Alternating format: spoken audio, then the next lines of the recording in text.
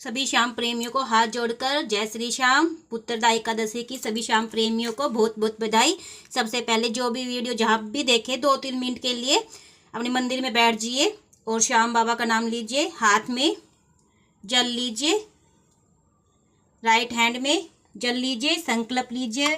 जिन शादीशुदा लड़कियां अपने पति का नाम लेंगी, बाकी सभी अपने पिता का नाम लेंगे। अब मेरा नाम और सरनेम गोत्र।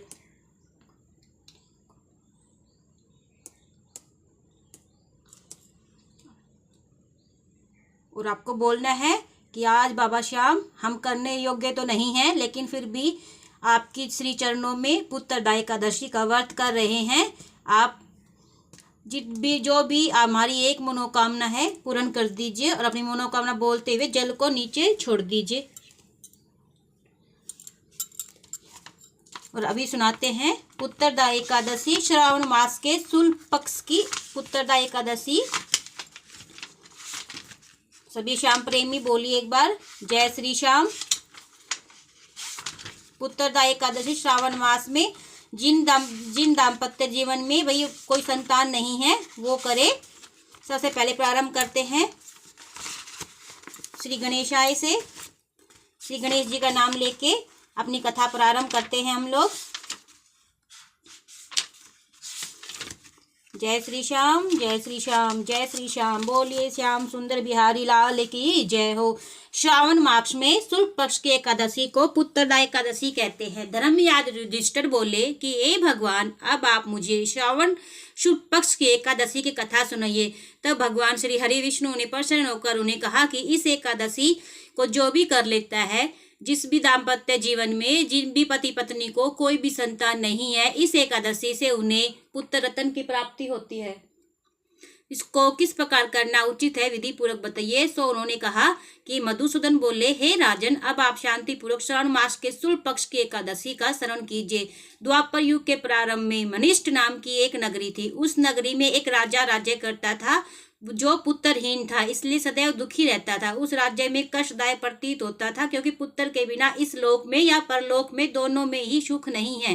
राजा ने पुत्र की प्राप्ति के लिए बहुत यत्न किए, परंतु निष्फल रहे। जब राजा वृद्ध होने लगा तो उसकी चिंता बढ़ने लगी। एक दिन राजा ने मरने की सोची।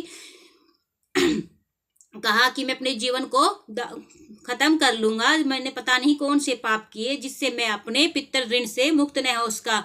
मैं पुत्र लोक के बिना हम मेरे जाने के बाद कौन मेरे पितरों को पिंडदान या जल देगा। कभी देवता ब्राह्मणों को दान दक्षिणा देकर वो धाप चुका। भाई वो दान धर्म किए, इतने दान धर्म किए, लेकिन उसने कुछ अपने देव ऋण और ब्राह्मण ऋण से वो मुक्त हो गया, लेकिन पुत्र ऋण से मैं कैसे मुक्त होऊंगा। मैंने सदा प्रजा को पुत्र की तरह पाला। मैंने सदा अपराधियों को दंड दिए। मैंने कभी किसी रोगी या किसी से द्वेष नहीं रखा। सबको सम्मान दिया। धर्म युक्त राज्य किया। सो वह यह सोचते हुए एक वन में चला गया। राजा महाराज द्वारा कई बात को विचार करने के लिए मंत्रीगण प्रजागणों सहित वन को गए। वहां वन में जाकर उन्होंने बड़े बड़े मुनियों से दर्शन किए। उस स्थान पर उन्होंने एक जगह ऐसी देखी जहां पर बहुत सुंदर तालाब था और 2 ऋषिगण वहां पे विराजमान थे, जो स्वयं भगवान रूप थे। उन्होंने मुनियों ने देखा कि राजा स्वयं चल के आए हैं, तो कोई तो बड़ी बात होगी। तब मुनियों ने कहा कि राजन बताइए क्या हुआ। जब राजा ने कहा, हे मुनिवर, मैं देव ऋण और ब्राह्मण ऋण से मुक्त हो गया, लेकिन मेरे घर में कोई संतान नहीं है। अब मैं बताइए कि मैं पितर ऋण से कैसे मुक्त हूँ। मैंने तो आत्महत्या करने की सोची, जो कि सही नहीं है। तब ऋषियों ने कहा कि तुमने बहुत अच्छा प्रश्न किया। आज से 6 दिन बाद में श्रावण पक्ष के शुक्ल पक्ष की पुत्रदा एकादशी आएगी। आप वो व्रत कीजिए और श्री हरि विष्णु का नाम लीजिए। आपको श्री हरि विष्णु की कृपा से, प्रभु की कृपा से आपको पुत्र रत्न अवश्य प्राप्त होगा। राजा ने जाके अपनी पत्नी रानी के साथ में और पूरी प्रजा के साथ में पुत्रदा एकादशी का व्रत बड़े उत्साह के साथ किया और निर्धारित समय पर पालन किया। देवता मुनियों की वाणी देव कैसे टाल सकते थे। 9 महीने के बाद रानी ने एक बहुत सुंदर पुत्र रत्न को जन्म दिया। दर्शन और उसकी इस कारण लोमस ऋषि ने एक क्षण के लिए नेत्र बंद किए। राजा ने के पूर्व जन्म का विचार करने लगे, तब विचार करके बोले कि श्रेष्ठ पुरुषों में यह राजा पिछले जन्म में अत्यंत निर्धन बुरे कर्मों का था। वह एक राजा से दूसरे गांव घूमा। एक दिन ज्येष्ठ मास के शुक्ल पक्ष के एकादशी के 2 दिन से भूखा था। दोपहर के समय जलाशय पर जल पीने गया। उसी समय एक ब्याही हुई प्यासी गाय जल पी रही थी। राजा ने उसकी प्यास भी भगाई और स्वयं जल पीने लगा। ब्राह्मण बोले, राजा यदि दुख भोगने पड़ रहे हैं, एकादशी के दिन भूखा रहने से उनको राजा होना पड़ा, प्यासी गौ को हटाने से पुत्र वियोग हुआ, दुख भोगना पड़ा। इस प्रकार सब लोग बोले कि हे महर्षि, शास्त्रों में ऐसा लिखा है कि पुण्य से पाप नष्ट हो जाते हैं, इसलिए कृपया करके आप राजा के पुनर्जन्म के पाप नष्ट होने का उपाय बताइए, क्योंकि वह पाप के क्षय होने से पुत्र रत्न की उत्पत्ति होगी।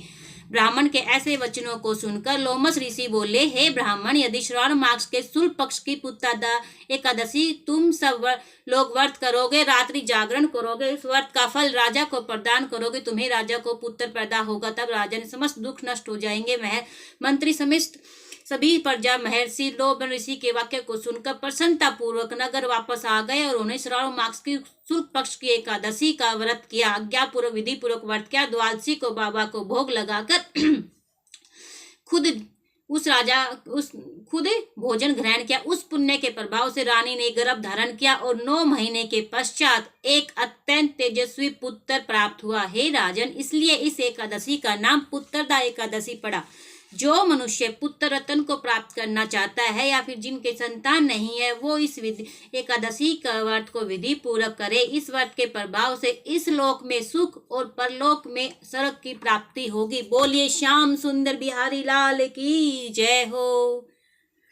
सभी को पुत्रदा एकादशी की हार्दिक शुभकामनाएं। जय श्री श्याम। श्याम सुंदर देखिए जोत पर विराजमान हो गए हैं, दर्शन कर लीजिए। बोलिए लखदाता की जय हो।